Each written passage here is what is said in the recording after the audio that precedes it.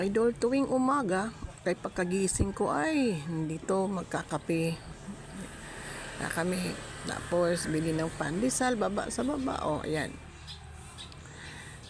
May nagtanong nga sa akin kung malalapit daw ba ako sa mga kapitbahay ko dito. Paano naman ako malalapit sa mga kapitbahay dito? Guys, as you can see, guys, ayan ang mga bahay nila. Oh, tapos yung nirentahan namin kasi nagre-renta nga lang kami ng bahay. Nasa taas lang kami, ayan oh. Oh. Saan ka doon mga kapitbahay?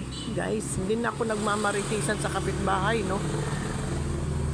Dito na lang ako, magbablog-vlog na lang ako. Oh, tingnan mo yan guys, oh.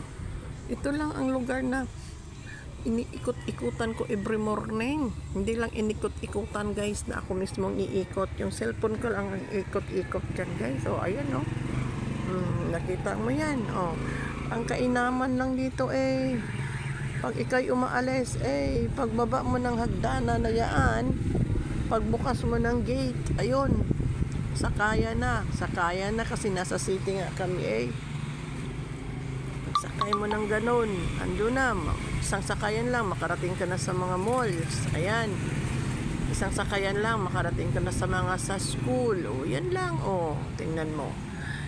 Yan ba'y sabihin nila, bakit wala akong kapitbahay? Siguro masama daw ugali ko. Paano naman hindi sasama ugali mo dito? Wala ka naman talagang maging kaibigan o mga